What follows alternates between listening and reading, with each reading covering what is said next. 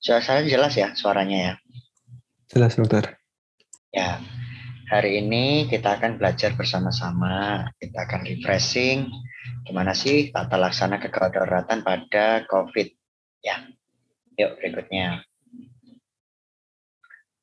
Kita kalau bilang kegawat daruratan, kita harus paham dulu sistem triase.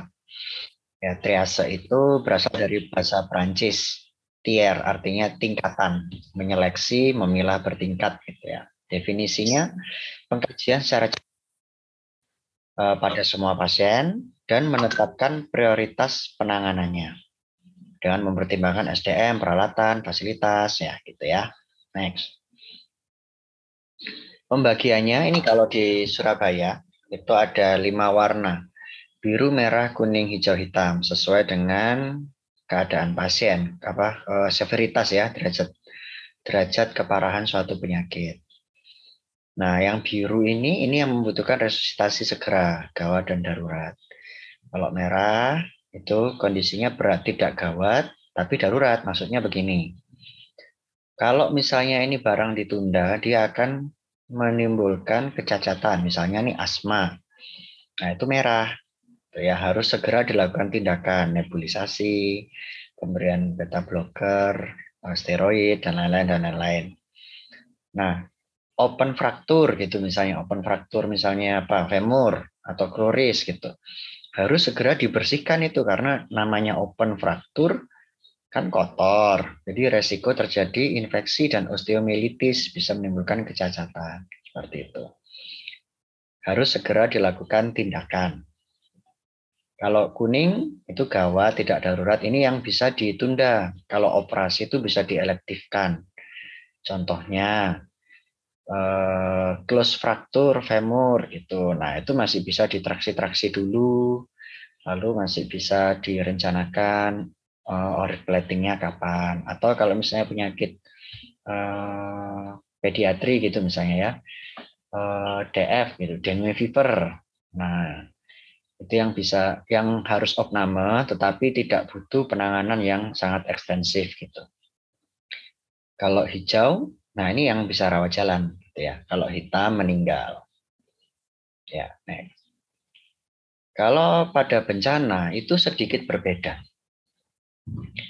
Bencana itu pasiennya banyak, sedangkan SDM-nya sedikit. Alat, obat sedikit. Ini kita alami berulang kali ya di Indonesia itu.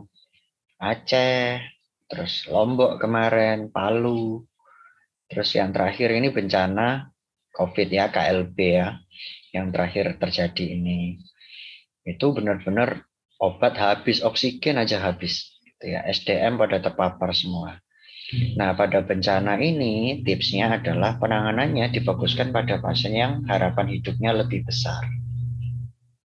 Jadi pada waktu KLB kemarin, benar-benar tenaga medis harus memilah mana yang harapan hidupnya lebih besar. Itu yang ditangani secara ekstensif. Justru yang harapan hidupnya tidak begitu besar, justru malah kita bukan tidak ditangani ya, tetap ditangani, tetapi tidak terlalu yang ekstensif. Semua SDM harus ke sana, enggak harus gitu ya. Kita bawa keluarga menuju ke arah acceptance seperti itu. Membuat rujukan berjenjang, ya ini untuk kasus-kasus trauma paling banyak ya. Misalnya mana yang bisa dikerjakan di rumah sakit tipe D, mana yang di tipe C, mana yang di tipe B, mana yang tipe A, seperti itu.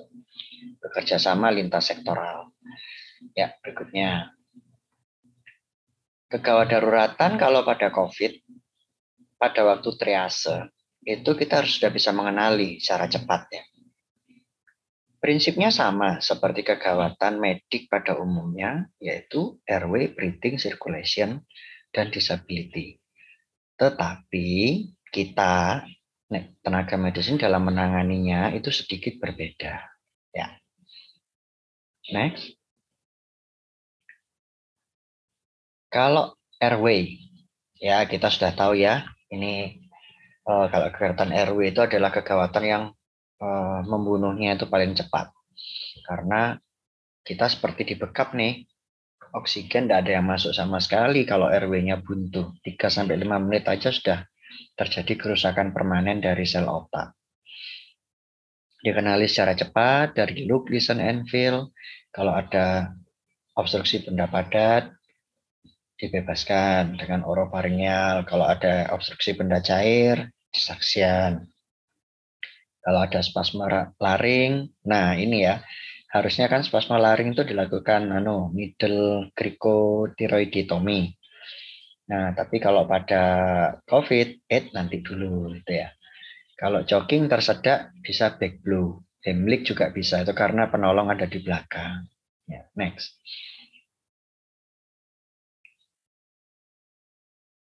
Next, dokter. Ya.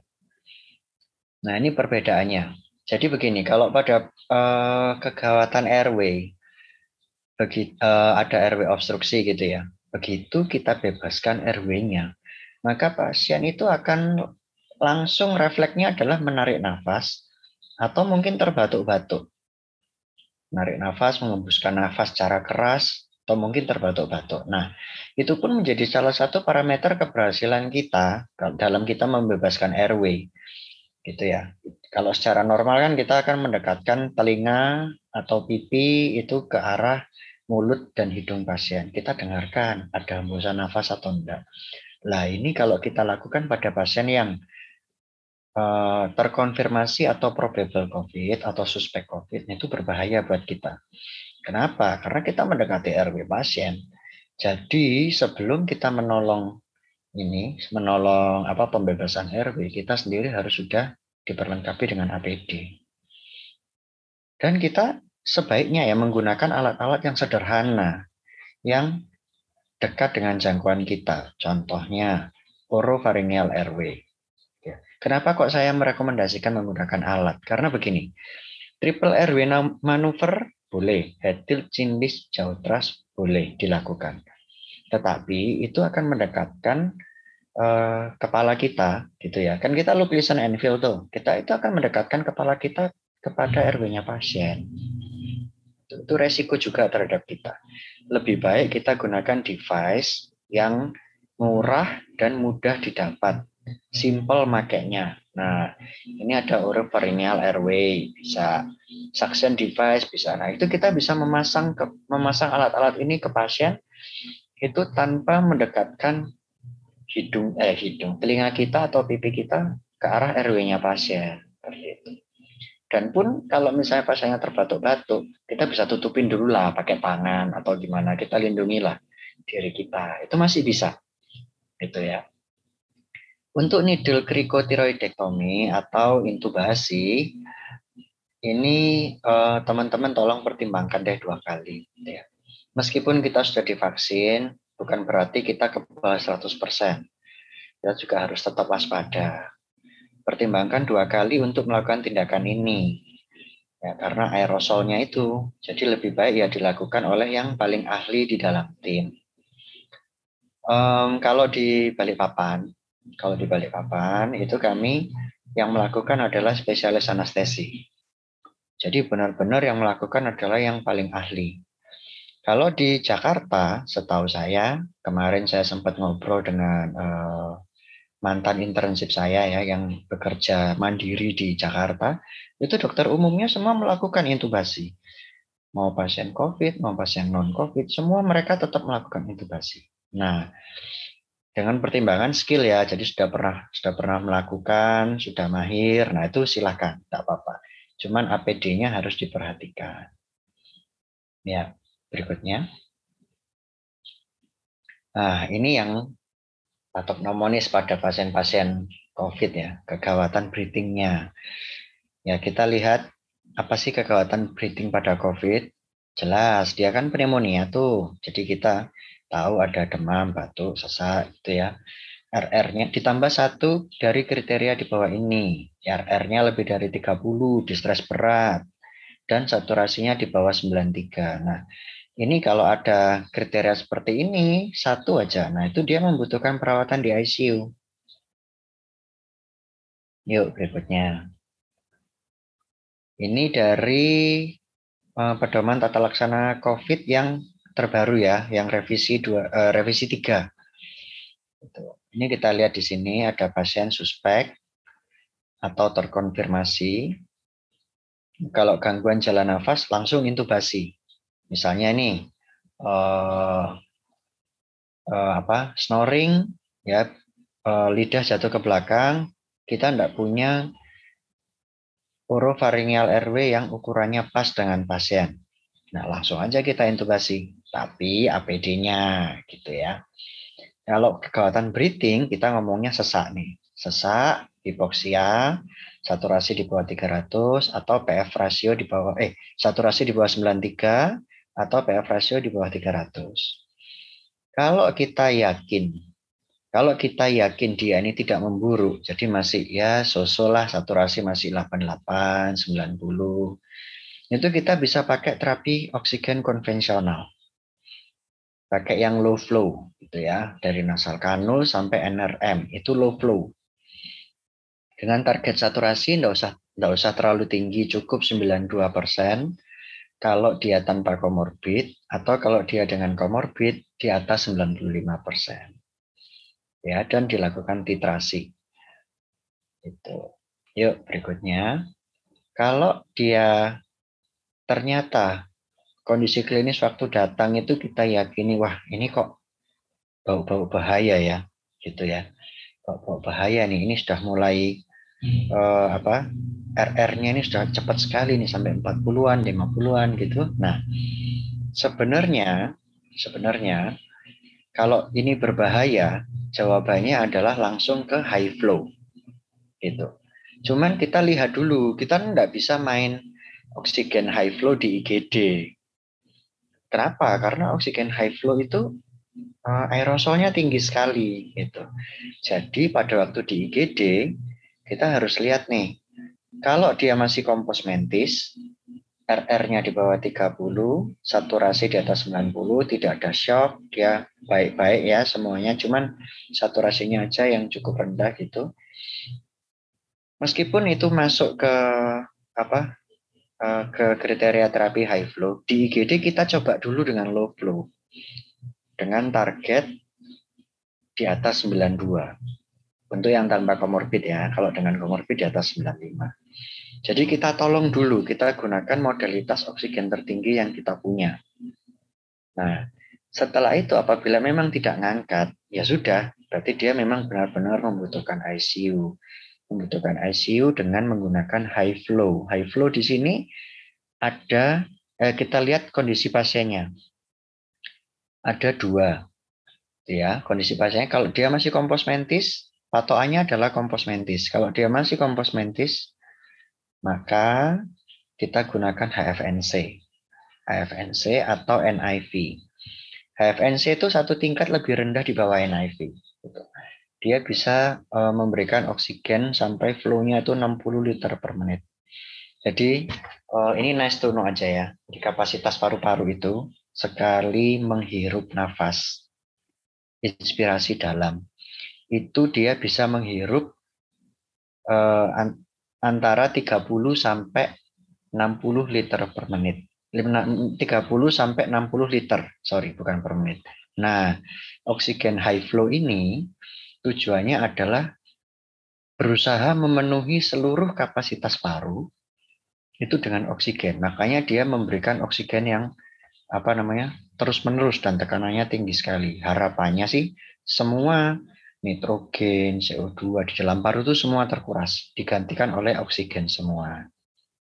Ya, tetapi kita tahu HFNC itu terkadang longgar, jadi ada mix lah, bercampur lah dengan udara luar. Gitu. Kalau NIV itu dia menggunakan masker ketat yang disambung dengan ventilator. Nah, karena masker ketat jadi tidak ada kebocoran. Gitu ya. 2 alat ini bisa di adjust, itu kita bisa berikan fraksi oksigen berapa yang kita mau. Bisa kalau pada pasien yang sesak ya, pasien baru datang, itu kita berikan yang tertinggi yang kita punya 100%. Nanti baru dititrasi down gitu. Ya. Kalau misalnya dengan dua modalitas ini tidak membantu, ya, kita evaluasi tiap 1 jam, ternyata tidak membaik klinisnya, malah terjadi penurunan kesadaran, atau saturasinya malah turun, atau ROX indeksnya itu malah di bawah 3,8, maka yang kita lakukan adalah pertimbangan untuk intubasi. Gitu. Nah, kapan di IGD kita melakukan intubasi? Gitu ya. Di IGD boleh kok melakukan intubasi, tetapi kalau ruangannya standar, dia ada ruangan tekanan negatif, gitu, dan memenuhi kriteria ini, dia sudah mulai penurunan kesadaran, RR-nya sudah lebih dari 30, 35, sudah lebih dari itu, desaturasi berat. Wah, kalau itu ya intubasi di IGD gitu ya. Kira-kira seperti itu. Next ya. Nah, ini dia. Kegawatan breathing pada pasien COVID itu sedikit unik ya, gitu ya. Karena kita tahu ada istilah totor itu happy hypoxia. Pasiennya hipoksia, tetapi dia tidak menunjukkan klinis sebagaimana dia hipoksia. Cuman saturasinya aja yang rendah, RR-nya naik sedikit, tapi kok AGD-nya jelek banget ya. Gitu. Nah, ya ini kita coba lihat ya dari segi klinis dan dari AGD. Apa sih gagal nafas? Gagal nafas itu kalau dari kriteria Pontoppidan, itu yang paling gampang itu. Kita bisa melihat dari pemeriksaan fisik. Apabila RR di atas 35 atau RR di bawah 10, nah itu sudah masuk tanda-tanda gagal nafas. Sudah masuk kriteria pasien yang membutuhkan mesin nafas. Nah, pada kriteria Pontoppidan seperti itu. Lalu ada lagi nih cara gampangnya. Kan, aduh ini sesek banget nih, cek BGA gitu ya. Cek blood gas analysis gitu.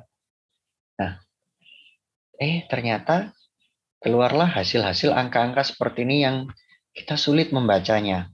Gampang, kita lihat aja PaO2 sama PCO2-nya. Ada namanya rule of 50. Kalau gagal napas tipe 1 itu gangguan oksigenasi atau hipoksia, itu PaO2 di bawah 50. Rule of 50. Kalau PaO2 di bawah 50, gagal nafas tipe 1. Kalau PaCO2 yang di atas 50, maka dia gagal nafas tipe 2. Dia hipoventilasi. Gitu ya. Jadi hiperkarbia dia. Atau mungkin kombinasi keduanya. Nah, terus pada klinisnya, ya, para DPJP itu kok sering banget sih ngomong ini impending gagal nafas nih. Gitu ya. Konsul anestesi, misalnya gitu. Nah, apa sih impending itu? Jadi begini teman-teman. Kita itu kan kalau mau mengambil blood gas analysis, itu kan kita tolong dulu ya pasiennya ya. Pasiennya kita tolong dulu, kita kasih bantuan oksigen, terus setelah itu baru kita ambil lab-labnya. Nah, setelah diambil labnya, ternyata misalnya keluar blood gas analysis yang ada di kotak merah itu. Nah, ini kita lihat nih, dia ini pakai oksigen support apa? Misalnya NRM gitu ya, NRM 15 liter atau NRM 10 liter gitulah ya. Oh, sudah dengan menggunakan support nafas nih.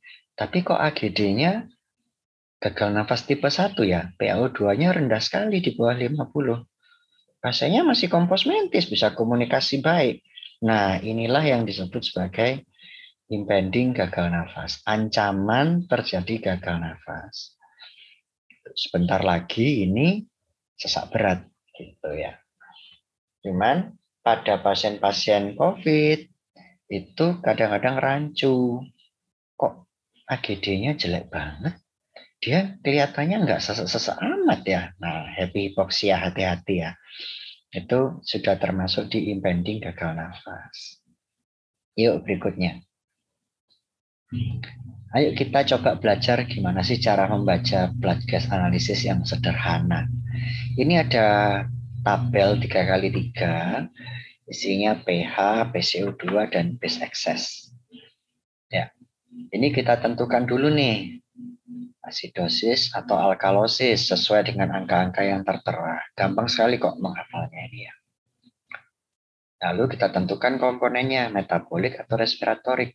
Kalau respiratorik, maka CO2-nya yang paling banyak gangguannya. Tapi kalau metabolik, maka base excess-nya yang paling banyak gangguannya. Gitu. Setelah kita tentukan ini asidosis atau alkalosis, metabolik atau respiratorik, lalu berikutnya kita baru ke oksigenasinya. Nah, barulah di sini kita lihat yang disebut sebagai PF ratio. PF ratio itu yang tolerable. Itu antara 300 sampai 400. PF ratio itu ini teman-teman. PaO2 dibagi dengan FiO2. Gitu ya. Kalau 300 sampai 400 itu tolerable. Kalau 200 sampai 300 itu sudah ada injury, ada akut lung injury. 100 sampai 200 ARDS, di bawah 100 sudah ARDS berat. Ya, di sebelah kanan itu ada tabel untuk FiO2-nya, nanti bisa kita gunakan dalam penghitungan. Misalnya nih, next. Ya, ini ya, ada AGD di sebelah kanan kotak biru nih. Ini yang contoh yang pertama tadi. pH 7,44, PCO2-nya 39, PaO2 34, HCO3 26,7, BE-nya 1, saturasinya 72%. Ini real ya, ini AGD dari pasien saya di Rumah Sakit Beriman, Balikpapan. Ini real AGD-nya. Ya, ini sekarang kita tentukan dulu dia asidosis atau alkalosis. pH-nya normal. PCO2-nya normal. Itu ya, berada di antara 35 sampai 45. Lalu base excess-nya normal juga. Berarti dia tidak asidosis dan dia juga tidak alkalosis. Berarti gangguannya ada di oksigenasi murni. Gangguannya di oksigenasi murni. Kita lihat PaO2-nya. 34. PaO2 34 dengan O2 simple mass 8 liter, FiO2-nya itu 8 liter 60%, 0,6. 34 bagi 0,6 kita dapatkan PF ratio 56. ARDS berat ternyata. Nah, inilah yang kita dapatkan seperti inilah yang termasuk sebagai impending gagal nafas. Ya. Next. Ya, ini ada AGD kedua. Yuk, sekarang kita lihat pH-nya 7,02, PCO2 114, PaO2-nya 43, HCO3-nya 28,1 dan base excess-nya min 19. Dengan saturasi oksigen hanya 61 menggunakan O2 NRM 10 liter. Ya. Yuk, kita lihat pH-nya. pH-nya 7,02, ternyata dia asidosis. Ya. Kita lihat CO2-nya. CO2-nya 114, tinggi sekali. Ternyata asidosis respiratorik. BE-nya, base excess-nya sampai min 19. Wow. Ini kombinasi. Asidosisnya kombinasi antara respiratorik dengan metabolik. Dan juga didapatkan PaO2-nya 43. 43 dengan NRM 10 berarti FiO2-nya 80%, 0,8. PF rasionya ketemu 53,7. ARDS berat. Pasien-pasien seperti ini sudah dalam kondisi late. Ya, pasien seperti ini membutuhkan intubasi segera dan ventilator. Kalau tidak ada ventilator, kalau tidak bisa intubasi atau tidak tersedianya ventilator, yang kita lakukan adalah bagging. Tetapi bagging itu juga harus dengan APD lengkap karena bagging menggunakan Jackson Race maupun menggunakan ambu bag, back valve mask itu menimbulkan aerosol. Gitu. Ini kita harus pakai N95, harus pakai face shield, Google face shield, salah satu aja, yang mana yang lebih nyaman. Terus juga menggunakan APD yang disposable. Ya, sebaiknya sih level 3 ya, karena itu bisa nempel di rambut, nempel di leher, nempel di mana-mana, dan kita bisa tidak sengaja megang-megang untuk aerosolnya. Ya, yuk next. Lalu tadi juga disinggung tentang ROX Index, gitu ya. Jadi ROX Index itu adalah rumus sederhana, tidak menggunakan laboratorium, tetapi dia bisa digunakan untuk menilai apakah oksigen high flow kita, HFNC, itu berhasil atau tidak, gitu ya. Itu digunakan 2 jam setelah HFNC diinisiasi. Ya, rumusnya adalah SPO2, saturasi perifer ya, SPO2 dibagi FiO2 kali RR. Apabila ROX index di atas 4,8, maka HFNC-nya berhasil nih. Jadi bisa mulai di titrasi off, gitu ya. Kalau ternyata ROX index di bawah 3,8, wah berarti gagal HFNC-nya. Terapi high flow kita gagal. Dan itu pertimbangkan untuk switch ke ventilator. Contoh ini ada 2 kotak contoh di bawah. Pasien dengan saturasinya 92%, RR-nya 30 kali, dengan HFNC flow 60, FiO2 100. ROX indeksnya adalah 92 saturasinya, dibagi FiO2 100% 1 ya, kali 30. Hasilnya adalah 3,06. Jadi, pasien ini tidak berhasil dengan HFNC. Pertimbangkan untuk di switch ke ventilator. Gitu ya. Tapi kita lihat pasiennya. Apabila pasiennya tanpa komorbid, maka saturasi 92 itu cukup. Tapi kalau pasien ini dengan komorbid, maka kita pertimbangkan untuk switch ke ventilator. Kalau dia masih kompos mentis, NIV. Kalau dia sudah mulai penurunan kesadaran, maka langsung segera diintubasi. Coba kita kotak kedua. Saturasi 98%, RR 20 kali per menit dengan HFNC flow 60, FiO2 100. Kita lihat ROX indeksnya. Saturasi 98, FiO2-nya 100% 1 ya, dikalikan 20. Berarti ketemunya 4,9. Nah, ini HFNC-nya berhasil. Yang dilakukan berikutnya adalah titrasi off untuk HFNC-nya, supaya nanti dia bisa diganti dengan oksigen low flow, gitu ya, dikecil-kecilkan. Yuk, berikutnya. Bagaimana dengan oksigen kombinasi? Nah, ini yang lagi ngetren ya untuk pasien COVID ini. Satu pasien itu bisa sampai 2 tabung oksigen. Satunya dengan NRM, ditambah dengan nasal kanul. Atau malah HFNC ditambah dengan NRM. Gitu ya. Untuk terapi ini, oksigen kombinasi ini belum standar ya, belum masuk di standar terapi untuk COVID. Nah, kenapa sih kok kita melakukan hal ini? Nah, ya itu ya. Jadi karena satu, keterbatasan ventilator. Sudah tidak ada lagi ventilatornya. Jadi kita menggunakan usaha kita menggunakan double oksigen seperti ini supaya pasien itu bisa tertolong, paling tidak saturasinya bisa naik lah gitu ya. Jadi sampai di double seperti ini. Sebenarnya ini belum termasuk di standar terapi di COVID. Yuk berikutnya. Nah, kegawatan breathing sudah selesai. Sekarang kita masuk ke kegawatan sirkulasi.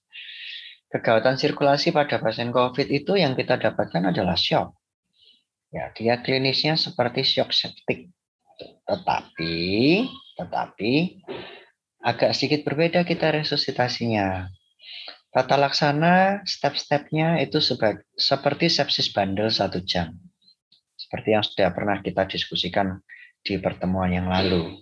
Sepsis bandel 1 jam, loading, kristaloid, vasopresor, kultur, antibiotik, laktat, gitu ya.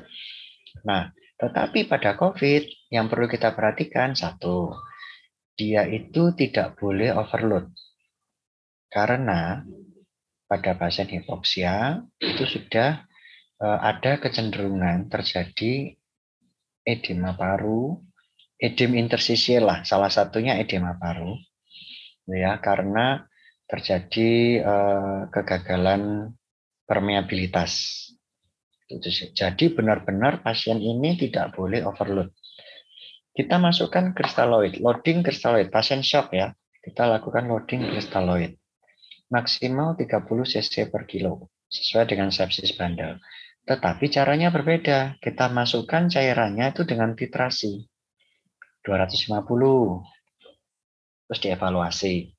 Sudah 250 kok masih begini ya? Masih belum ada perubahan. 250 lagi. Gitu ya. Nadinya turun nih, tensinya naik sedikit. Wah, respon. 250 lagi. 250 lagi gitu. Jangan sampai dia overload. Hindari koloid atau hipotonis kristaloid. Koloid itu HES, kilofusin, kilofusal, gitu ya. Itu dihindari dulu. Atau hipotonis kristaloid. Hipotonis kristaloid itu adalah cairan yang mengandung gula. D5, D5 setengah NS, D5 seperempat NS, D10 seperlapan NS, seperlima NS. Nah itu jangan dulu. Kita gunakan kristaloid murni. RL, NS, Ringer Fundin, Ringer asetat. Nah, pilih aja mana yang ada di situ. Yang paling dekat sama kita itu yang diambil, gitu ya. Dan ada satu metode yang direkomendasikan untuk menilai respon cairan, yaitu passive leg raising. Apa sih passive leg raising? Nah, kalau teman-teman pernah dengar posisi shock pada BLS, basic life support, nah itu ada namanya posisi shock, kaki diangkat lebih tinggi daripada jantung. Nah ini sama, prinsipnya sama itu. Kalau kaki, tinggal kita naikkan aja kakinya. Nah, kakinya kita ganjel pakai kursi misalnya, jadi lebih tinggi dari jantung. Itu bisa memasukkan cairan darah ya 500 cc ke dalam jantung. Tinggal kita lihat aja responnya. Kalau nadinya turun, tensinya naik sedikit, oh berarti dia respon cairan. Gitu. Tapi kalau kita kakinya kita naikkan, ternyata tidak ada respon. Nadinya tetap, tensinya tetap rendah ya. Nadinya tetap tinggi, tensinya tetap rendah. Itu artinya ada dua. Artinya dia benar-benar membutuhkan cairan sampai 500 saja nggak respon. Dia butuh lebih banyak dari itu. Satu. Atau kemungkinan kedua, jantungnya sudah tidak butuh cairan karena jantungnya sudah letoy. Gitu. Bukan cairan yang dia butuhkan, tetapi inotropik atau vasopresor. Dua. Nah, ada dua kemungkinan itu. Bagaimana cara kita tahunya? Masukkan aja 250 loading challenge ya. 250 dimasukkan. Respon enggak, 250 lagi dimasukkan. Respon enggak, kalau enggak respon stop. Kita jalankan vasopresor. Gitu. Jadi vasopresor ini sudah bisa diberikan pada 1 jam pertama resusitasi. Gitu. Vasopresor pilihannya adalah norepinephrine. Yang kedua adalah vasopresin. Nah ini agak jarang ya vasopresin ini. Lalu yang ketiga adrenalin. Setelah dia mentok ya, vasopresornya sudah di dosis maksimal, mungkin kita butuh inotropik. Inotropik yang direkomendasikan adalah dobutamin. Gitu. Target-target dari resusitasi kita adalah NAP yang mencapai angka 65, CRT-nya bisa kurang dari 2 detik, kesadaran membaik, nadinya turun mendekati normal, dan produksi urin setengah cc per kilo per jam. Ya, yuk berikutnya.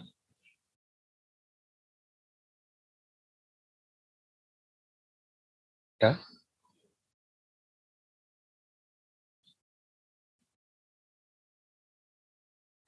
Next, dok.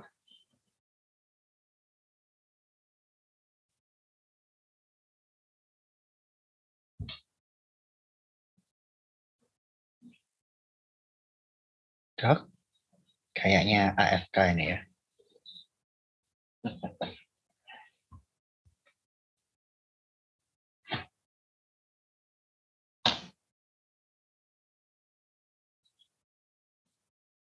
Oh, ada gangguan kayaknya ya.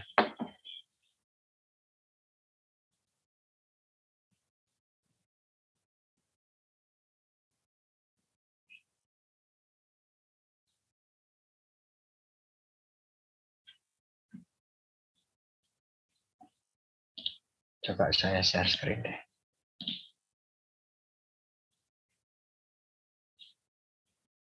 Kelihatan jelas nggak, Dok?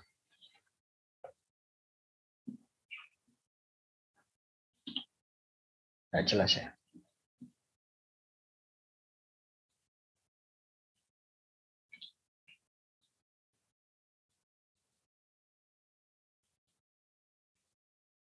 Mohon maaf dok, mati lampu. Wah, mati lampu. Ya, boleh di share screen lagi, Dok. Ya, Mohon maaf dokter. ya, nggak apa-apa. Ya, berikutnya, Dok. Nah, ini ada beberapa kontroversi ya. Kemarin pada waktu naiknya gelombang kedua nih, itu banyak sekali pasien yang eh, sedih ya, meninggal di IGD, tidak dapat ruang rawat, itu ya, terpaksa menunggu lama di IGD sampai akhirnya meninggalnya di IGD. Jadi petugas medisnya melakukan RJPO itu di ruangan yang belum standar COVID, yaitu tekanannya masih tekanan normal atau tekanan positif bahkan. Nah, ini yang menjadi kontroversi. Kenapa? Karena pada rangkaian RJPO itu kita, yang pertama kita menggunakan oksigen high flow.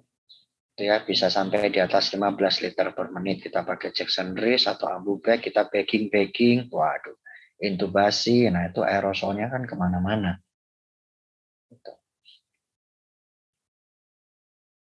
Seharusnya rangkaian RJPO ini itu dilakukan di ruangan tekanan negatif dengan menggunakan APD lengkap ya, untuk perlindungan nakesnya. Kalau ini pelajaran buat kedepannya, mungkin ya sharing aja untuk kita. Kalau nanti kita mendapati hal yang demikian, kita harus RJPO, kita melakukan tindakan aerosol, bagging, segala macam di ruangan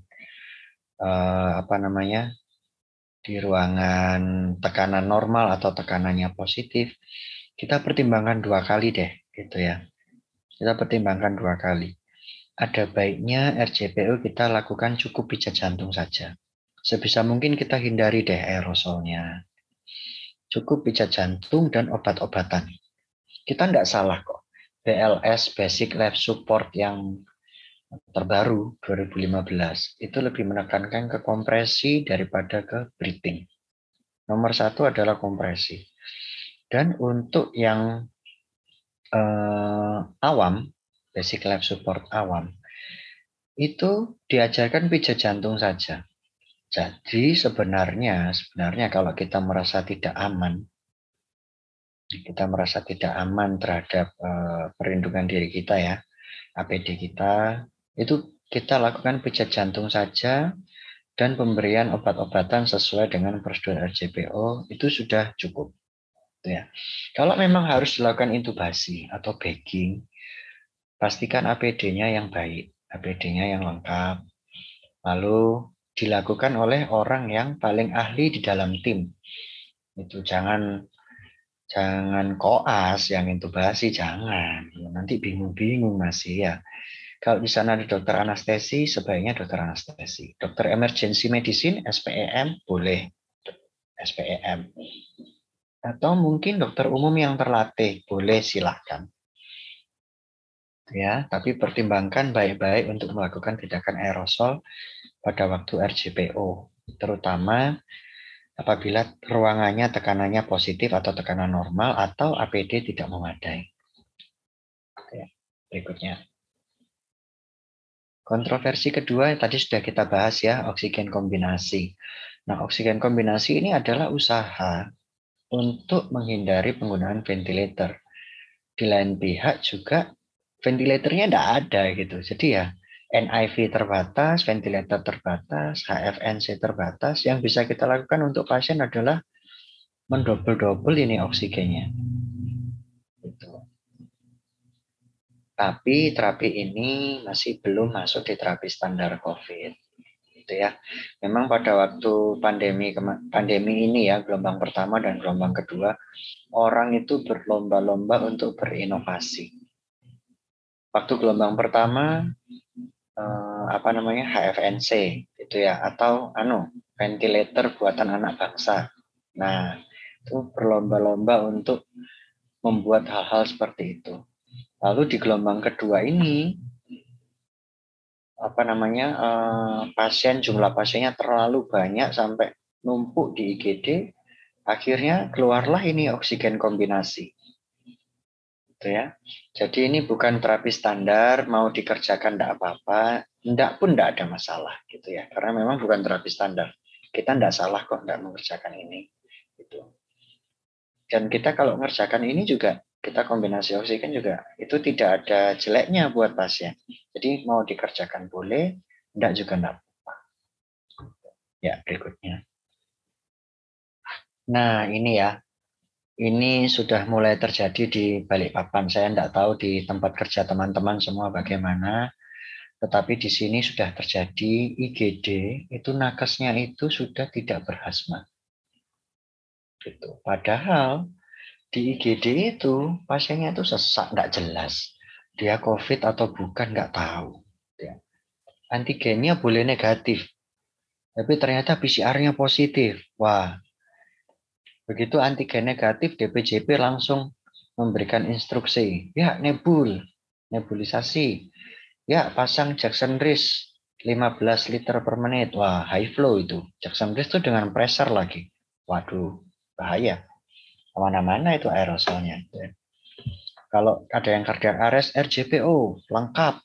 Sama intubasinya. Waduh, heroik kayaknya ini. Tapi di lain pihak, itu berbahaya untuk nakesnya ya. Gitu. Nakesnya bisa resiko terpapar. Lalu, kenapa sih kok nakes itu? Kadang juga ada nakes yang memang tidak mau ya. Ada perawat atau dokter umum itu yang memang yang jaga IGD, itu memang tidak mau menggunakan hazmat dengan berbagai alasan. Shift saya terlalu panjang. Tidak ada AC di IGD misalnya. Atau berlarian ke sana kemari, pasiennya terlalu banyak. Kami berlarian ke sana kemari sehingga gerah rasanya dan kelelahan. Jadi tidak usahlah pakai hazmat, sudah cukup N95 saja, misalnya begitu ya. Itu terjadi di Balikpapan. Tetapi apa akibat yang dituai? Akibatnya adalah para nakesnya pada terpapar semua.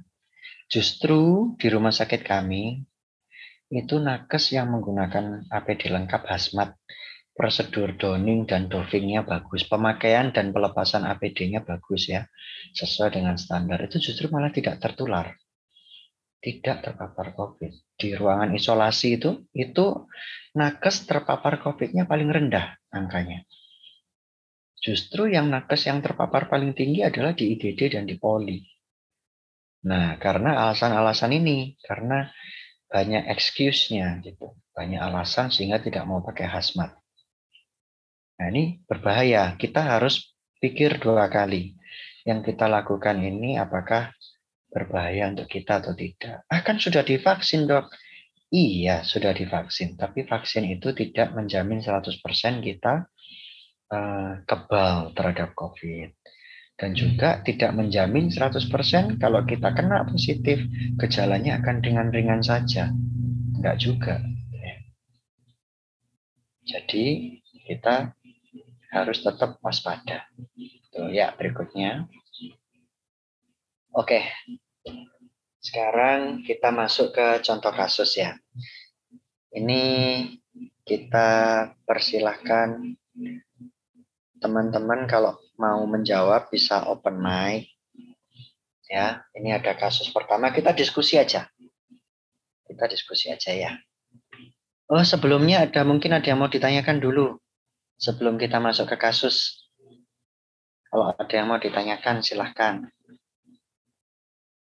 Ada di kolom chat, dokter. Iya. Saya bacakan dari Dokter Indira Aura. Izin bertanya, dokter. Pasca fluid challenge, tes indikator fluid responsiveness, apa yang paling cepat muncul? Oke. Ya. Ini terima kasih ya Dokter Indira pertanyaannya.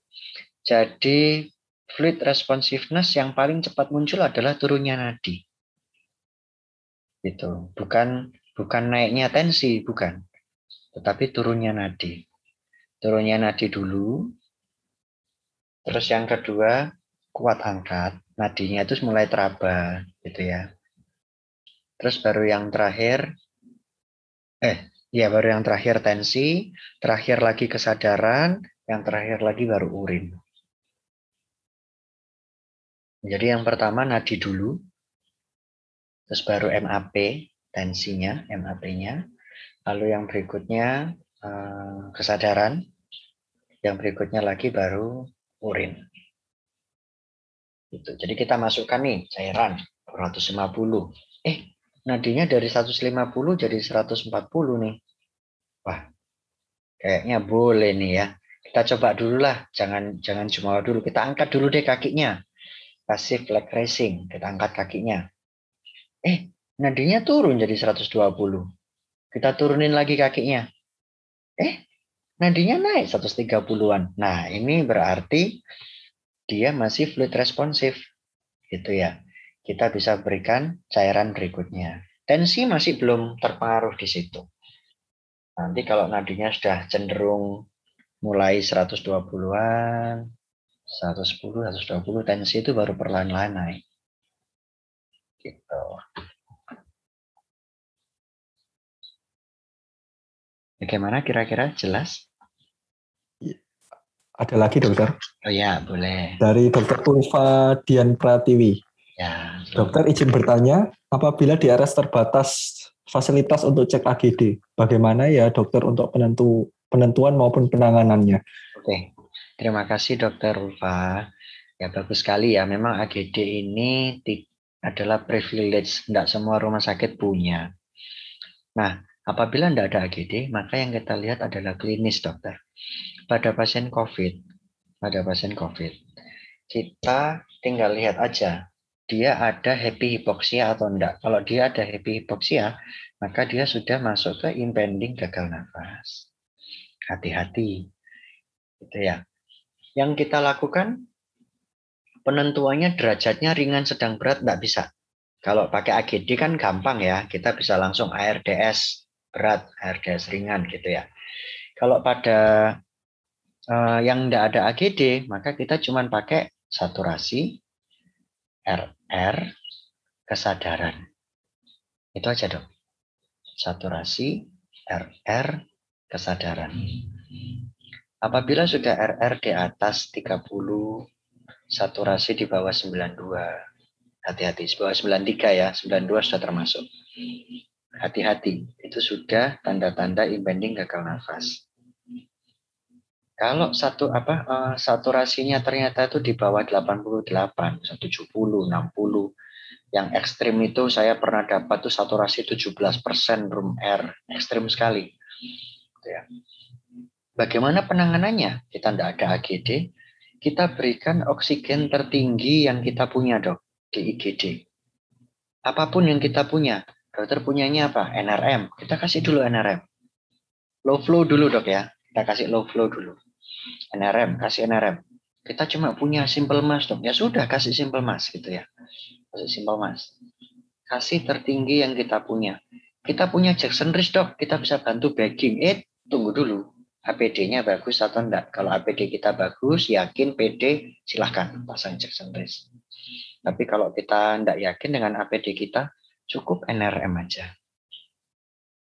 Itu ya. Bagaimana asidosisnya dok? Kita kan nggak tahu nih asidosisnya gitu. Nah, kita lihat dari kesadaran. Kalau dia begini, asidosis ada dua ya. Asidosis itu ada metabolik dan respiratorik. Kalau metabolik berarti base excess-nya terlalu minus, kalau respiratorik CO2-nya terlalu tinggi. Kalau respiratorik, nah itu dia kesadarannya akan turun, dia akan narkose, akan keracunan CO2. Kesadarannya akan turun. Nah, pada pasien-pasien seperti inilah yang harus dilakukan intubasi. Kalau nggak ada ventilator, ya sudah, NRM aja, gitu. KIE keluarga. Pasien COVID ini ya, kita bicara COVID ya, KIE keluarga. Tapi kalau misalnya yang satunya metabolik, itu kita bisa lihat dari asidosis metabolik dari pernafasan. Kalau RR-nya cepat, dalam, kusmau, cepat dan dalam. Nah, itu adalah tanda-tanda dari asidosis respiratorik. Asidosis metabolik, sorry. Asidosis metabolik. Itu di situ bisa kita memberikan natrium bikarbonat atau kita lihat dulu klinisnya. Kalau dia shock, terus kusmau nafasnya, ya kita lakukan resusitasi cairan, intubasi. Itu dulu, itu ya. Nanti natrium bikarbonatnya sesuai advis DPJP aja. Kita dengan membantu ventilasi, gitu ya. Kita dengan membantu ventilasi pasien, kita buat dia ventilasinya jadi lebih cepat, gitu ya. Jadi takipnu, itu dia bisa menurunkan CO2 dan bisa mengkompensasi asidosis metaboliknya. Gitu. Jadi yang kita bisa lakukan, gitu ya, kita tentukan dulu ini dia impending gagal nafas atau gagal nafas. Itu dulu. Kalau dia impending, kita coba low flow yang kita coba oksigen tertinggi yang kita punya. Itu pertimbangkan APD kita dipertimbangkan. Kalau oksigen tertinggi kriteria low flow ya, yang kita punya sudah kita berikan, tetapi tetap tidak ngangkat, saturasi target tidak tercapai, 92 itu tidak tercapai, maka dia sudah masuk ke gagal nafas. Saatnya ditransfer ke ICU untuk dilakukan intubasi di ICU. Gitu. Kira-kira jelas dong? Dokter ada pertanyaan lagi? Oh iya. Dari Dokter Verina. Ya dokter, selamat malam dok. Ya. Izin bertanya dokter, terapi apa yang sebaiknya diberikan pada pasien dengan NIV atau HFNC yang kesadaran sudah menurun sehingga gelisah dan sering menarik alat bantu nafasnya dok? Oke. Ya terima kasih dokter Verina. Jadi ini kalau kita sudah memberikan NIV atau HFNC tapi ternyata kesadarannya tetap turun, maka yang kita lakukan adalah switch ke ventilator. Switch ke intubasi dan ventilator. Karena tidak mungkin kalau dia sudah mulai menarik-narik seperti itu kan sudah tidak efektif lagi itu. Itu sudah hipoksia berat dok. Jadi kebutuhan oksigen di otaknya sudah tidak cukup. Gitu. Jadi sudah tidak bisa dengan terapi ini. Kita harus naik lagi ke level berikutnya. Itu ya, ke intubasi dan ventilator. Di knockdown, pasiennya di knockdown. Artinya begini. Kita knockdown dengan sedasi. Itu tujuannya adalah untuk menurunkan oksigen demand. Semakin dia fighting, semakin dia berusaha menarik sana, menarik sini, semakin dia gelisah, itu ototnya kan bekerja tuh, ototnya kontraksi kanan kiri. Nah, otot yang kontraksi itu dia membutuhkan oksigen. Butuh ATP ya, butuh ATP. ATP itu didapat dari metabolisme aerob. Bahan bakar utamanya adalah oksigen. Maka oksigen demand-nya akan semakin tinggi. Itu semakin nggak cukup lah ini oksigen terapi oksigen kita ini. Jadi terapinya adalah dia di knockdown, ditidurkan sehingga oksigen demand-nya dia turun. Kita intubasi, pasang ventilator, gitu ya, pakai mode control. Jadi murni penuh semuanya itu dari ventilator nafasnya. Sehingga harapannya sih bisa ketemu di tengah ya, bisa ketemu di tengah antara oksigen dan supply dan demand oksigenasinya. Kalau nanti dengan ventilator saja itu masih tetap nggak cukup, yang kita lakukan berikutnya adalah pemasangan ECMO, extracorporeal membrana oxygenator. Jadi darahnya itu kita pasang infus besar ya, pasang CVC di vena sentral, 2, vena jugularis dan vena femoralis. Itu adalah satu port keluar, darah keluar dari situ, disedot, masuk ke mesin ECMO itu, dilakukan oksigenasi darah di situ, lalu dikembalikan lagi lewat femoral. Jadi ini sudah mulai terapi yang advance ya, jadi sudah terapinya sudah di Indonesia itu cuma punya berapa mesin kita ECMO, nggak sampai 15 mesin. Tapi ya yang tertinggi di Indonesia selama ini yang sering dilakukan adalah intubasi. Kalau sudah seperti ini, ya sudah kita lakukan intubasi dan ventilator kontrol. Murni semua dari ventilator. Itu dok. Ada pertanyaan lagi dokter dari dokter Stevina. Ada 3 pertanyaan dok, saya bacakan satu-satu. Yang pertama, bagaimana teknik titrasi penurunan atau kenaikan HFNC setiap berapa jam, dan apabila ROC index membaik atau memburuk, yang diturunkan atau dinaikkan FiO2-nya dulu atau flow-nya dulu dok? Oke, pertanyaan pertama dulu ya. Oke, HFNC. HFNC itu komponennya ada 2 dokter, ada flow dan FiO2 gitu ya. Sekali kita menarik nafas dalam, itu oksigen yang kita hirup itu adalah 30-60 liter. Nah, kalau kita memberikan terapi HFNC, itu saya pribadi memberikan terapi tertinggi yang mesin itu bisa berikan. Saya berikan terapi flow-nya 60, FiO2-nya 100. Setiap 2 jam, kita lakukan penilaian ROC index. Gitu. ROC index-nya bagaimana? Apakah di bawah 3,8 atau di atas 4,8? Kalau ternyata dia ROC index di bawah 3,8, gagal berarti ya, HFNC gagal, maka berikutnya adalah intubasi. Switch ke ventilator. Kita lihat dulu, dia kompos mentis atau enggak. Kalau kompos mentis, saya switch ke NIV. Kalau dia sudah penurunan kesadaran, saya switch ke intubasi. Itu sesuai dengan algoritmanya tadi.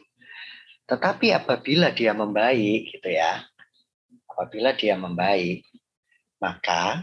maka yang diturunkan adalah FiO2-nya dulu. Untuk weaning atau penyapihan dari mesin mesin advance ya, mesin bantuan nafas yang advance, yang diturunkan pertama adalah FiO2-nya dulu. FiO2 diturunkan pelan-pelan gitu ya, 5 liter per menit setiap 2 jam. Dengan target saturasi pasien berkomorbid di atas 95, pasien tanpa komorbid di atas 92.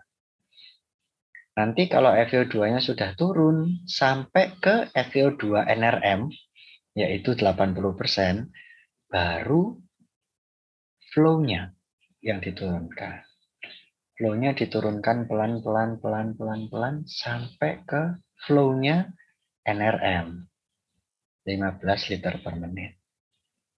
Kalau sudah flow 15 liter, FiO2 yang diberikan 80%, itu sudah sama dengan menggunakan NRM, low flow 15 liter. Kita bisa switch ke NRM 15 liter.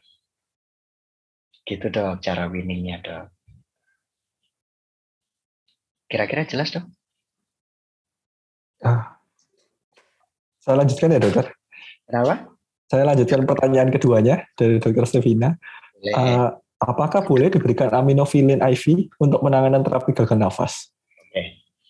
Ya, jadi gagal nafas pada COVID itu begini, patofisiologinya begini. Kenapa sih kok bisa terjadi hypoxia gitu ya? Nah, yang terjadi pada COVID itu adalah gangguan dari pembukuan darah. Darahnya itu membentuk trombus. Kecil menyumbat di kapiler. Gitu ya. Jadi oksigen yang masuk di dalam alveoli itu tidak bisa diteruskan ke dalam hemoglobin karena ada sumbatan mikrotrombi. Nah, inilah yang jadi sumber masalahnya, dokter. Jadi alveolinya itu plong. Alveolinya pada pasien COVID itu tidak ada masalah. Problemnya adalah di kapilernya, gitu. Ada trombusnya di situ. Jadi jawabannya adalah kombinasi terapi oksigen ya, sama kombinasi dari antikoagulan seperti yang sudah dijelaskan oleh Dr. Anindita kemarin. Itu.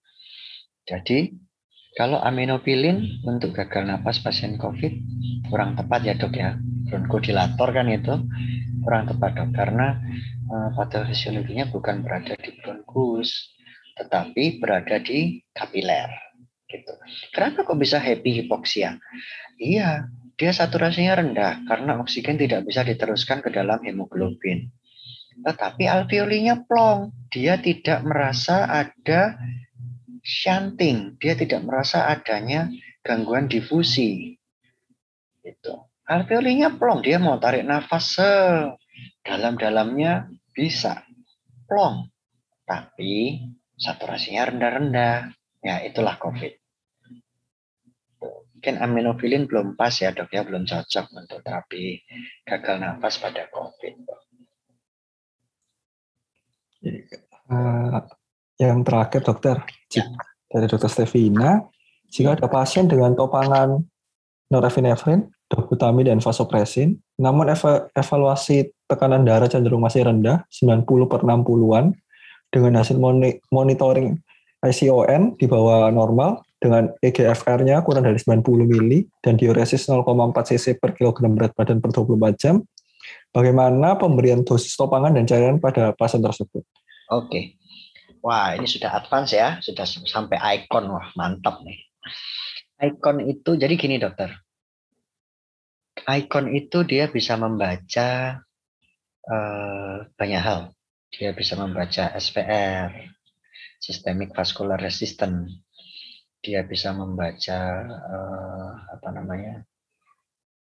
kekuatan pompa jantungnya, gitu ya.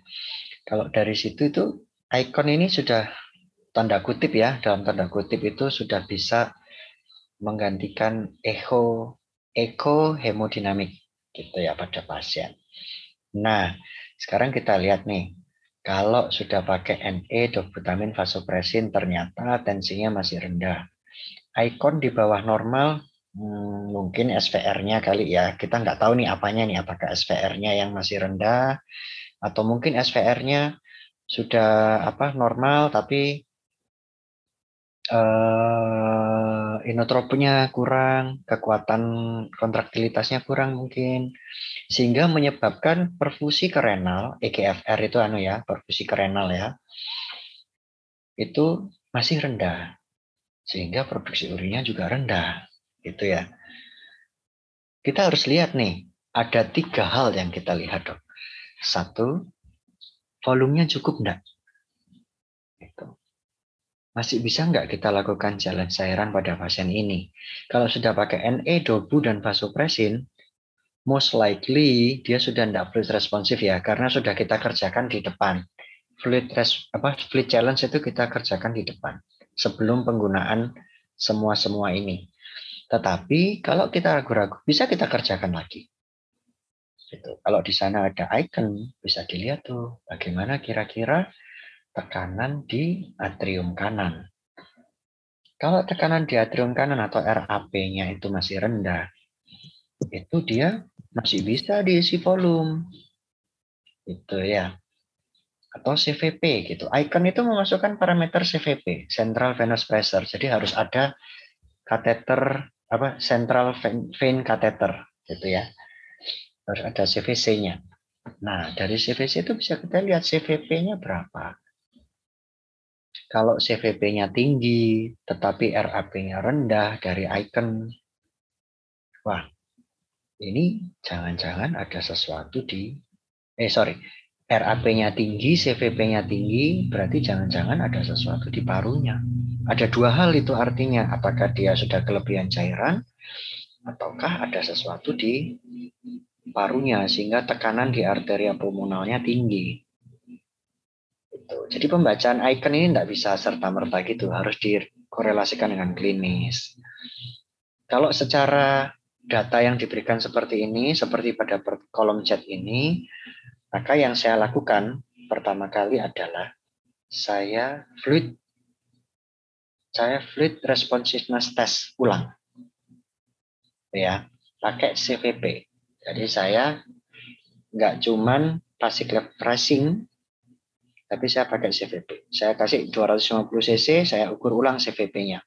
Kalau CVP-nya melambung tinggi, naiknya di atas 2 poin, wah itu sudah gagal jantung kanan. Gitu ya, berarti RAP-nya sudah tinggi. Jangan dikasih cairan, tetapi dikasih topangan lain.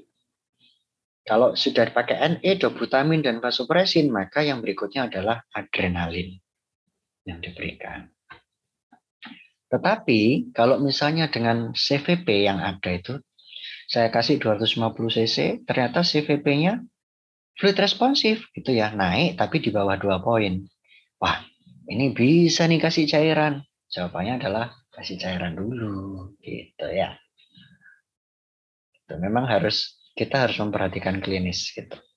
Nanti apabila MAP-nya sudah cukup, sudah di atas 65 ya, di atas 65, kalau pasien-pasien berkomorbid di atas 70, MAP-nya udah cukup, tapi EGFR-nya masih rendah, diuresisnya masih sedikit, masih kurang, maka yang kita berikan adalah furosemid. Gitu. Tetapi syaratnya volume harus cukup, MAP harus cukup, gitu ya. Itu penilaian secara klinis. Kita harus melihat pasien bedside.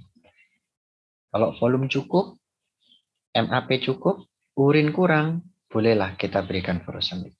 Tapi kalau cairannya masih belum cukup, masih fluid responsif, jangan terburu-buru furosemid. Kita kasih cairan dulu. Kalau MAP-nya masih rendah, volumenya cukup, MAP-nya masih rendah, kita tambah topangannya. Itu NE, dobutamin, vasopressin, adrenalin sudah mentok itu. Enggak ada lagi udah. Itu ya. Kira-kira begitu dokter. Apakah jelas, Dok?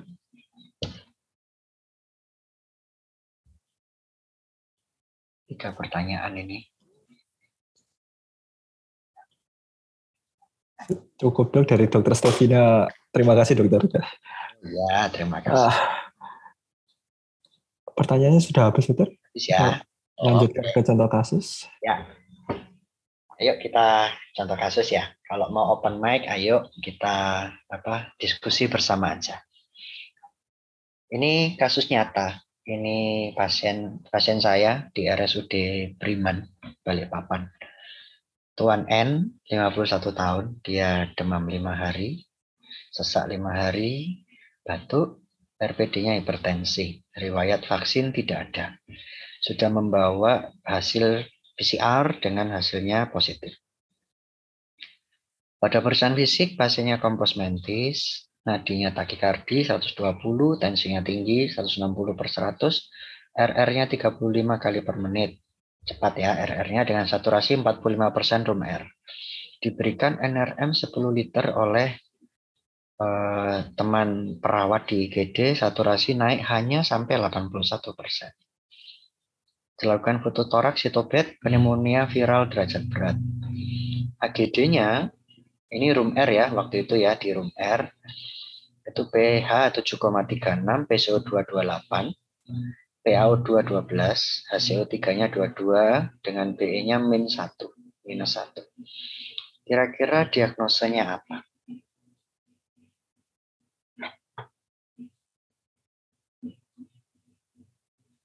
Boleh raise hand kalau mau diskusi bareng-bareng.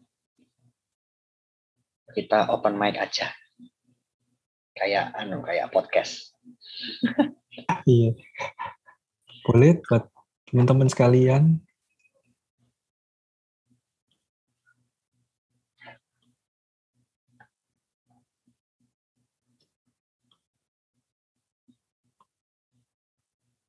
Si malu-malu kelihatannya dok. Malu ya? Iya dok. Ya, jadi pasien ini ya, kalau dilihat ini RR-nya ya, yang signifikan ya, RR 35, dia takikardi, saturasinya segini, tapi masih kompos mentis. Kalau saya sudah impending gagal nafas. Ditopang dengan AGD-nya, dilihat dengan AGD-nya ini ya, dia PCO2, pH-nya normal, PCO2-nya 28 ini rendah, artinya dia takipno. PaO2-nya 12. Kalau dia pakai room R, dibagi 21 ya, dikalikan 5, berarti TF ratio-nya cuma 50-an ini. Gitu, base excess-nya normal ya, -1. Jadi ini ARDS berat. Kalau saya impending gagal nafas, ARDS berat. Penanganan kegawatannya, dia masih kompos mentis, kita kasih oksigen low flow yang kita punya. NRM ternyata enggak sampai target ya, sudah 81. Berarti berikutnya saya masuk ke HFNC atau NIV. Ya, sesuai dengan ini algoritmenya. Saya masuk ke HFNC atau NIV. Gitu. Kalau HFNC dan NIV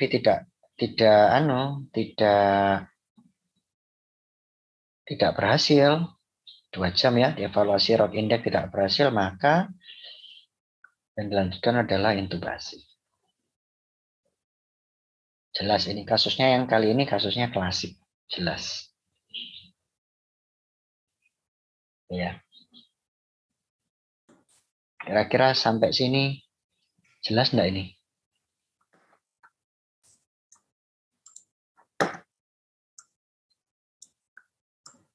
Jelas dokter. Ya, gampang ya, ini masih gampang. Masih klasik ya. Yang berikutnya. Ya dokter. Ya, ini contoh kasus kedua, ini juga kasus yang sama di rumah sakit kami. Nyonya, perempuan ya, Nyonya N, 57 tahun, dia tidak sadar 1 jam yang lalu. Sesak sejak 4 hari, batuknya sudah 1 minggu, demam 1 minggu. Sudah pernah disarankan opname tapi menolak karena tidak percaya adanya COVID. Sudah dites antigen 1 hari yang lalu, hasilnya positif. Waktu datang di IGD, penurunan kesadaran GCS 122 dengan nadinya takikardi hebat 170, tensi 40 per palpasi. RR-nya 50 kali per menit, saturasi room R-nya 17. Wow. Ototorak belum dikerjakan karena pasiennya tidak transportable ya. AGD juga belum dikerjakan. Kira-kira apa diagnosanya? Ini kompleks banget nih. Kalau sudah begini, ini sudah shock ya, pasiennya sudah masuk ke shock septic.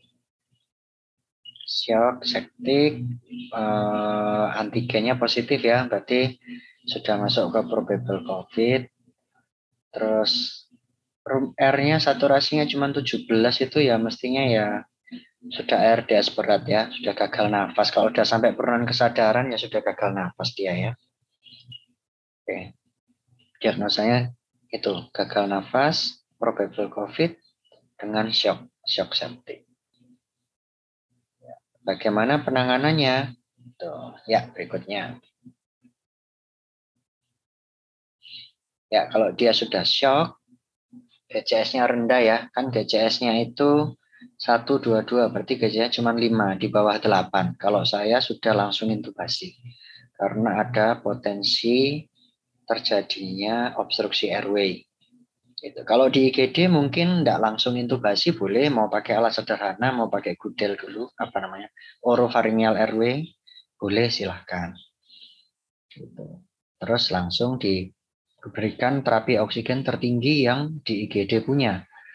Seharusnya kan ventilator, tapi kalau nggak ada ya NIV, kalau nggak ada ya HFNC, kalau nggak ada ya Jackson Rees, kalau nggak ada Jackson Rees ya NRM. Itu kira-kira seperti itu. Lalu untuk terapi shocknya, pasang double IV line, masukkan 250 cc sampai 500 cc dulu. Terus kita evaluasi. overload atau enggak, bisa diulang 2 kali, 3 kali sambil dievaluasi overload atau enggak. Kalau sudah, saran saya sih sudah 2 kali diulang tidak ada respon, langsung pasang vasopresor. Sama KIE keluarga kali ya, udah begini ya. Yuk berikutnya. Nah ini ya, RW-nya TCS-nya kurang dari 8, mungkin intubasi, atau kalau enggak ada ya pasang gudel. Untuk terapi oksigen kita berikan tertinggi yang kita punya, seperti tadi saya jelaskan ya. Intubasi, NIV, Jackson Rees, HFNC, atau mungkin NRM yang kita punya, kita kasih aja.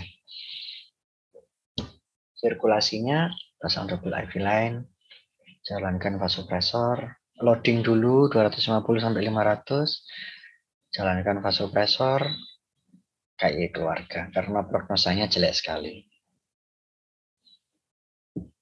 Ya, kira-kira itu dulu dari saya. Mungkin ada pertanyaan. Mungkin ada pertanyaan lain yang bisa saya bantu. Atau mungkin ada mau diskusi mungkin. Ada yang kurang jelas, silakan. Dokter, saya izin tanya. Ya, silakan dok. Jika sudah sampai ke pemasangan ECMO, kira-kira evaluasi apa yang kita observasi untuk dari pasien itu ya dok ya? Dan berapa lama pemasangan ECMO pada pasien ARDS berat? Oke. Jadi ECMO ini saya punya punya cerita yang menyenangkan. Jadi adik kelas saya, dia residen anestesi, dia wanita muda belum menikah, ya. Itu 2 orang, bukan menyenangkan ini ya. Ini ada 2 orang, dua-duanya terpasang ECMO. Yang satu harus meninggal, gitu ya, karena memang badai sitokinnya tidak bisa diatasi dengan baik. Almarhum Dr. Gesti mungkin tahu ya, dari Unair, dari Erlangga. Yang kedua Dr. Ayu. Dr. Ayu ini survive, selamat, bahkan sekarang sudah pulang ke rumah. Gitu. Kalau kita memasang alat-alat invasif, kita harus tahu kenapa kita pasang. Ya, sama juga dengan ventilator. Kenapa kita pasang? Oh, kita pasang karena paru-parunya jelek banget ini. ARDS berat gitu ya. ARDS berat.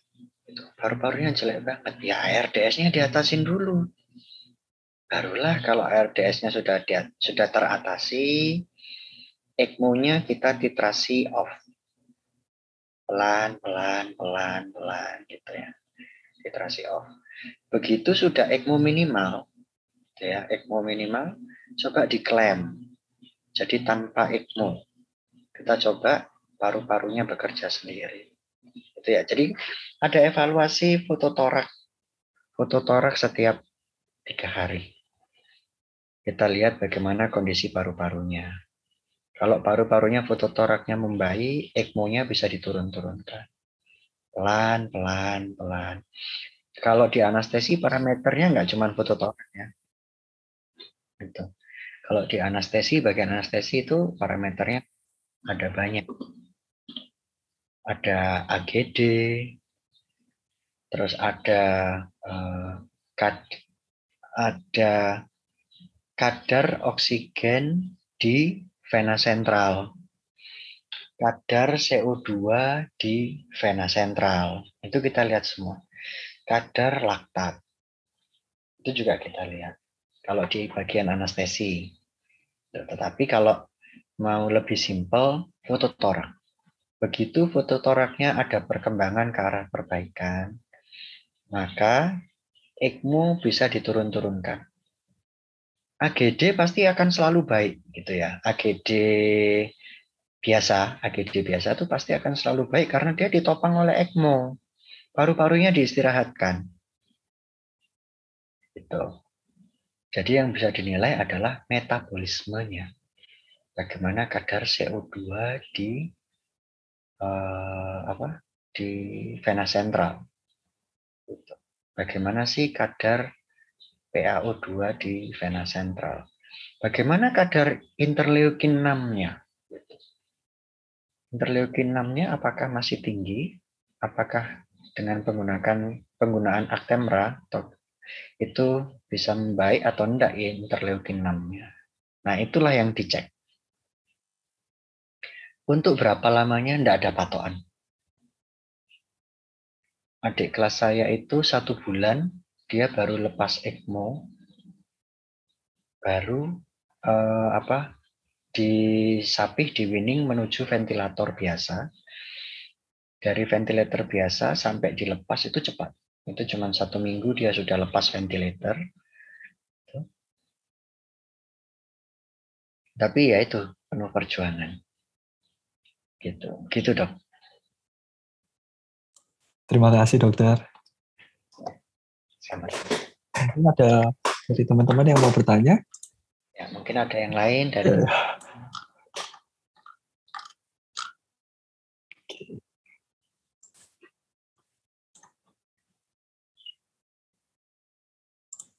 kelihatannya sudah habis dokter. Oh iya. Terima kasih dokter Yuda atas ilmunya malam hari ini. Ada lagi di kolom Oh chat. ada lagi ternyata dok dari dokter Stefina. Izin bertanya lagi dok, apakah terapi steroid bermanfaat pada gagal nafas? Mana yang lebih dipilih, dexa atau metil? Dosis metilnya selama berapa hari?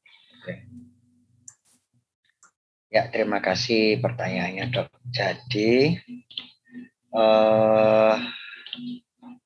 untuk steroid ya, untuk steroid itu yang dipakai di revisi 3 itu rekomendasinya yang nomor 1 itu dexamethasone low dose. 1 kali 6 mg kalau tidak salah ya. Itu dexamethasone low dose itu dia untuk membantu mengurangi proses radang yang terjadi ya, yang inflamasinya yang terjadi itu dikurangi dengan pemberian steroid. Untuk steroid dan gagal nafasnya itu kurang membantu dok. Gitu. Jadi yang berkurang itu adalah gejala-gejala yang lainnya. Gitu. Contohnya apa ya?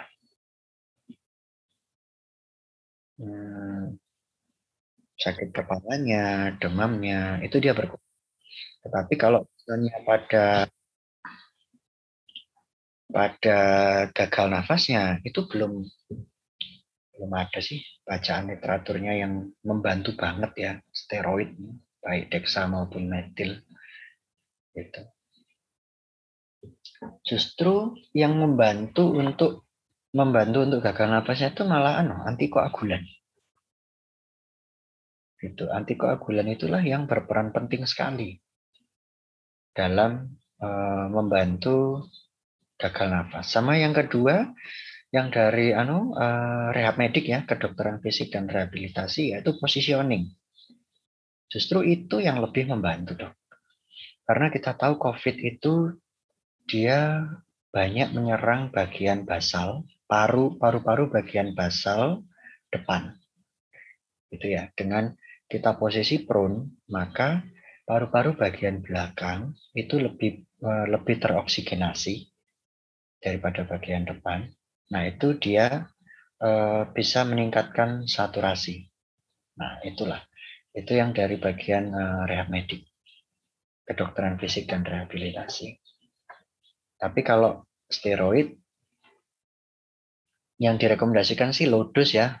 Dexanya 6 mg, kalau metilprednya berapa? 12,5 apa kalau enggak salah itu. Apa 6,2,5 gitu. 6,2,5 enggak salah. Low dose dia pemberiannya 1 kali 6,2,5.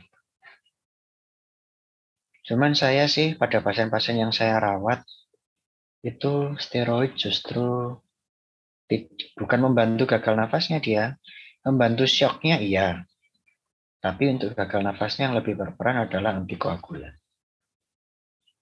Yang saya lihat ya, yang saya observasi di pasien-pasien saya. Ada lagi mungkin dokter-dokter yang ingin bertanya? Dokter Stefina dinas di mana dok?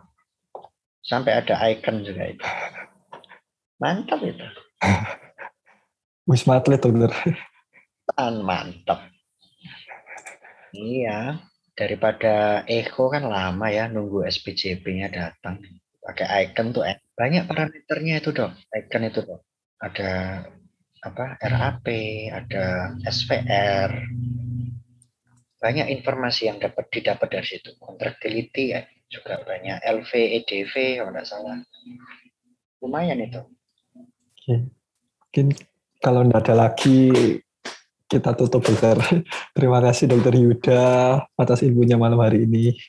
Sama. Semoga ilmunya bermanfaat buat kami semua yang di ini pertama di IGD. Terima kasih dokter Yuda atas ilmunya. Jangan kapok-kapok, jangan bosan-bosan dok ngisi di Internet is Fun. Terima kasih dokter. Terima kasih dokter semua. Semoga bisa membantu ya. Sehat selalu semuanya ya. Siap-siap gelombang ketiga. Siap-siap. Jangan dok. Pasti vaksinnya aja belum ada. Jadi pasti gelombang 3 ya dok ya? Iya siap-siap aja. Kita tetap waspada aja. Terima kasih dokter. Mari. Ya.